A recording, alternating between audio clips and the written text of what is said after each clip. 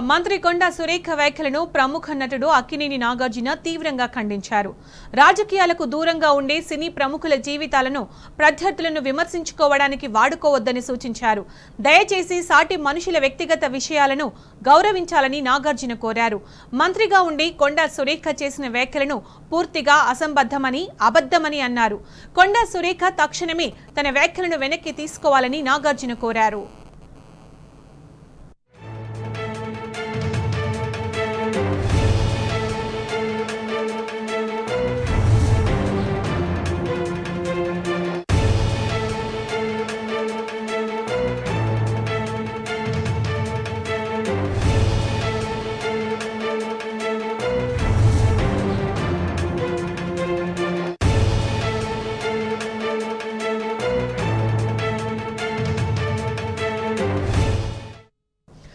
ఇదే అంశానికి సంబంధించి మరింత సమాచారం మా ప్రతినిధి శేఖర్ అందిస్తారు. శేఖర్, కొండా సురేఖ వ్యాఖ్యలకు సంబంధించి హీరో నిర్మాత నాగార్జున ఘాటుగా స్పందించడం జరిగింది. దీనికి సంబంధించి అప్డేట్స్ ఏంటి?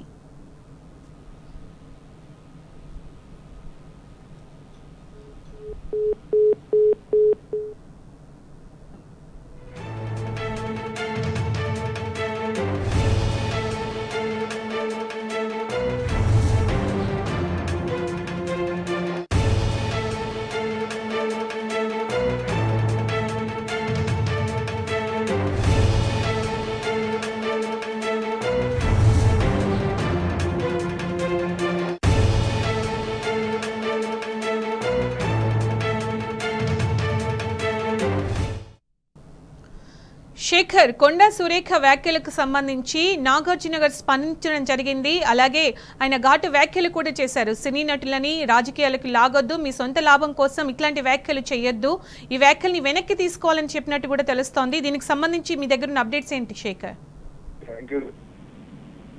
కొంత సమయం ముందు కొండా సురేఖ తన నోటి దురుసు మరొకసారి ప్రదర్శించిందని చెప్పుకోవచ్చు. నాగార్జున గారి కుటుంబం మీద ఇండస్ట్రీలో ఎంతో మందితోని చాలా గౌరవంగా ఉండే కుటుంబం, చాలా అందరితో మంచి సంబంధాలు ఉన్న కుటుంబం.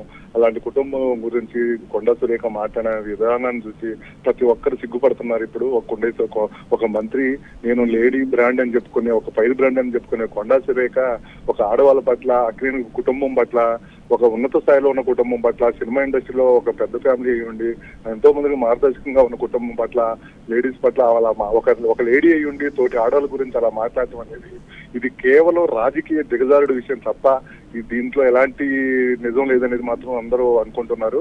నాగార్జున గారు ఈ విషయాన్ని చాలా తీవ్రంగా తీసుకున్నారు. ఈ విషయం కోసం ఎంత దూరమైనా వెళ్ళడానికి రెడీగా ఉన్నారు.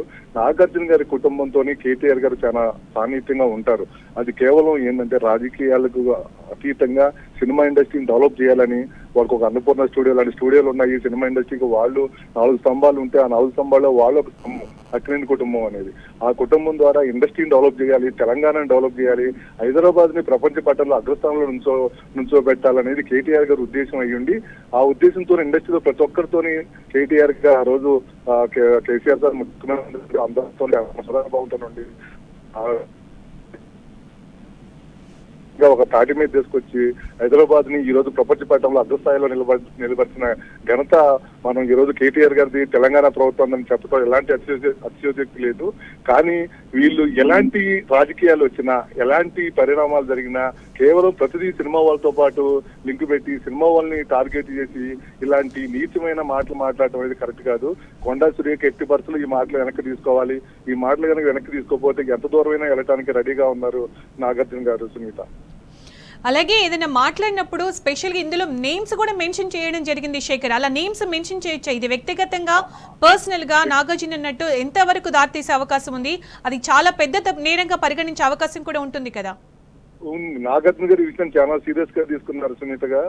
కాకపోతే ఇలాంటి మాటలు అనేది ఒక స్త్రీ అయి ఉండి వేరే వాళ్ళ గురించి అలా మాట్లాడటం అనేది చాలా నీచమైన రాజకీయం. ఇలాంటి ఈ మధ్యకాలం ఇది కేవలం వ్యక్తిగతంగా కేటీఆర్ గారిని దెబ్బతీయాలనే ఉద్దేశం తప్ప కేటీఆర్ గారిని రాజకీయంగా వీళ్ళు ఎదుర్కోలేక ఇలా వ్యక్తిగత అభిప్రాయాలతో వాళ్ళు ఇష్టం వచ్చినట్టు వాళ్ళు మాట్లాడుతున్నారు తప్ప రాజకీయంగా వాళ్ళు ముందుకెళ్లే పరిస్థితుల్లో కాంగ్రెస్ ప్రభుత్వం ఇది కనిపించలేదు అనిపిస్తుంది.